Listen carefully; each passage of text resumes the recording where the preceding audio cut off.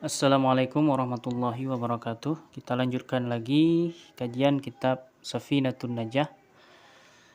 Seperti biasa, nanti akan kita i'rab beberapa kalimat saja sebagai tambahan ilmu nahwu atau ilmu sharaf atau ilmu i'rab. A'udzubillahi minasyaitonirrajim. Bismillahirrahmanirrahim. Faslun fi syurutil Fatihati. Syurutul Fatihati 'asyaratun. الترتيب والموالة ومراعاة حروفها ومراعاة تشديداتها وألا يسكت سكتة طويلة ولا قصيرة يقصد بها قطع القراءة وقراءة كل آياتها ومنها البسملة وعدم اللحن المخل بالمعنى وأن تكون حالة القيام في الفرض وأن يسمع نفسه القراءة وألا يتخللها ذكر أجنبي. Fasal seperti yang sudah kita ungkapkan, kita pelajari sebelumnya. Faslun di i'rab sebagai khobar. Mubtadanya mana? Mubtadanya sudah dibuang atau dalam istilah nahwu disebut dengan khobar mubtada mahzuf. Asal katanya bagaimana? Seandainya didhahirkan hadza faslun. Hazanya ini sudah dibuang yang merupakan mubtada, tinggallah faslun. Coba lihat pada kalimat at-tartibu.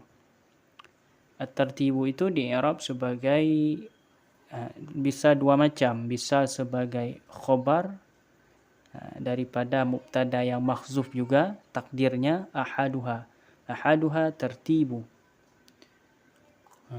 Itu boleh, itu yang pertama. Yang kedua, boleh juga sebagai badal daripada asyaratun.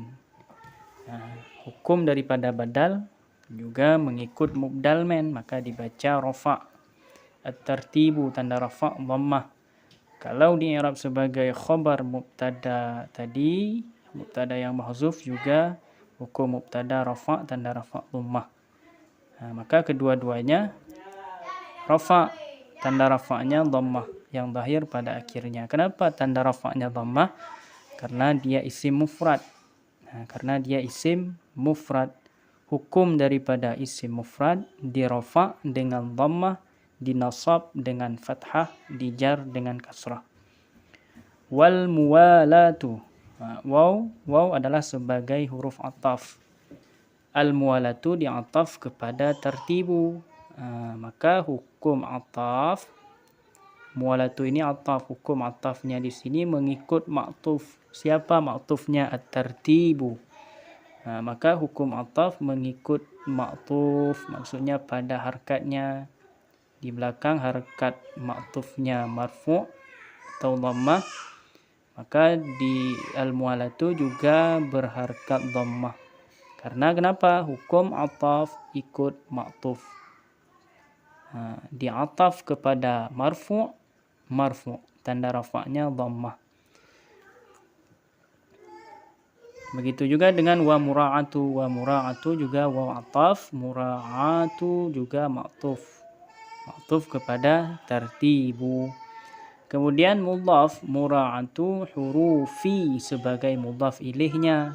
Hukum mudhaf ilaih dia majrur dengan mudhaf.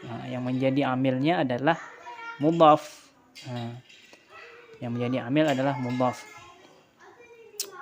Maka dia majrur. Mudhaf ilaih hurufi sebagai mudhaf ilaih dia majrur dengan mudhaf. Tanda jarnya di mana? Tanda dia itu majrur di mana? Kasrah. Alamat jar, tanda jar adalah kasrah yang zahir pada akhirnya, hurufi. Kenapa kasrah? Karena dia jamak taksir. Hukum jamak taksir sama seperti isim mufrad. Dirafa' dengan dhammah, dinasab dengan fathah, dijar dengan kasrah. Kemudian mudhaf hurufi ha sebagai mudhaf ilaihnya. Hukum mudhaf ilaih majrur juga dengan mudhaf. Tanda jarnya di sini bukan kasrah. Hukum mudhaf ilaih dibina. Hukum mudhaf ilaih majrur dengan mudhaf. Tapi kalau biasanya kami mengi'rab di sini begini. Hurufiha. Mudhaf hurufi, ha sebagai isim dhamir. Ha sebagai isim dhamir dibina di atas sukun karena dia tidak bisa di-i'rab. Ha isim dhamir dibina di atas sukun. Jadi ha ini ha yang dibina kepada sukun. Kenapa sukun? Karena di depan ha ada huruf alif yang sukun. Sekian i'rab. Sekian dulu i'rab. Kita lanjutkan bagaimana penjelasan surah daripada yang berkaitan dengan syarat-syarat Fatihah. Bismillahirrahmanirrahim. Syurutul Fatihati asyaratun at-tartibu wal muwalatu wa mura'atu hurufiha wa mura'atu tasydidatiha. Jadi di sini oleh musannif ingin menjelaskan tentang syarat-syarat Fatihah. Bermula syarat-syarat Al-Fatihah di dalam salat itu ada 10. Yang pertama, di sini kadang-kadang kita berikan arti secara bebas karena yang kita maksudkan adalah memahami surahnya. Yang pertama tertib. Yang pertama adanya tertib di dalam surah Fatihah. Maksudnya di antara satu ayat dengan ayat yang lain itu dibaca dengan tertib, tidak terbolak-balik. Yang kedua wal muwalatu, adanya mualat beriring-iringan, tidak diselangi atau berhenti atau waqaf dengan waqaf yang panjang. Jadi ada mualat. Tidak diwaqaf, begitu juga tidak dilakukan fasal yang panjang.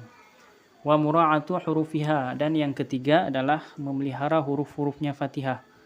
Huruf-hurufnya harus dibaca dengan ucapan yang benar secara ilmu tajwid.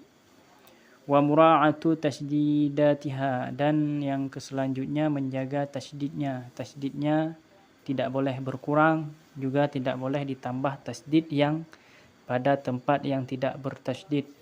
Wa alla yaskuta saktatan tawilatan wala qasiratan yaqsidu biha qat'al qira'ah, dan bahwa tidak diam atau berhenti ianya seseorang, maksudnya orang yang salat akan berhenti yang panjang dan juga tidak boleh berhenti yang pendek. Berhenti yang pendek yang dikasat dengan berhenti tersebut memotong bacaan. Jadi yang pertama tidak boleh dia berhenti yang panjang.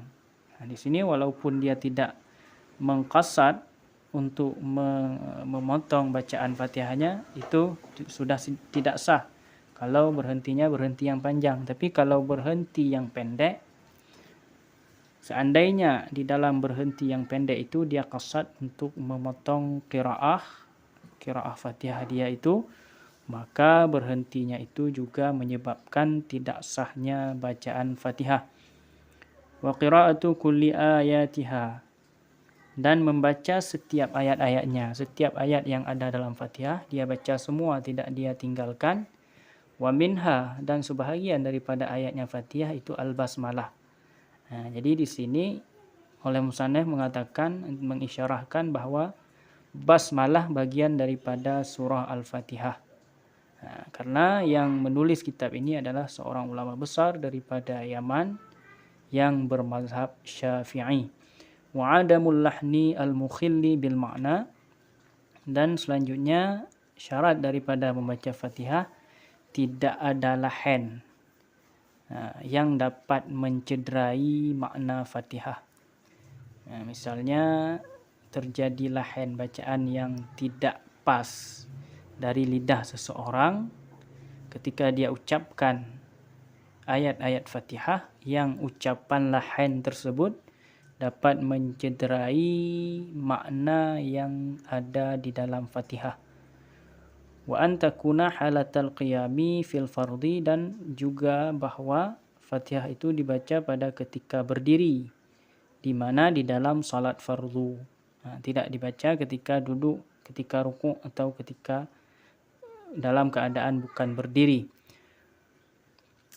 Wa an yusmi'a nafsahu al-qira'ata, dan selanjutnya syarat bacaan Fatihah itu dia mendengarkan dirinya sendiri apa yang dia baca. Qiraahnya dia dengarkan sendiri. Ucapan yang keluar dari lidahnya dia mendengar, dia dengar sendiri dengan telinganya. Maksudnya kadar suaranya itu sampai kepada telinganya sendiri, bukan hanya bergerak-gerak lidah saja. Wa alla yatakhallalaha zikrun ajnabiyyun, dan bahwa tidak menyelangi akannya Fatihah, akannya qiraah atau akannya ayat-ayat Fatihah oleh zikir yang lain, zikir yang ajnabi. Jadi di antara satu ayat dengan ayat yang lain di dalam surah Fatihah, di dalam qiraah Al-Fatihah itu tidak boleh diselangi oleh zikir yang lain yang bukan untuk kemaslahatan salat. Sekian pembahasan kita di kesempatan yang berbahagia ini, mudah-mudahan dapat dimengerti. Assalamualaikum warahmatullahi wabarakatuh. Wallahu a'lam bishawab.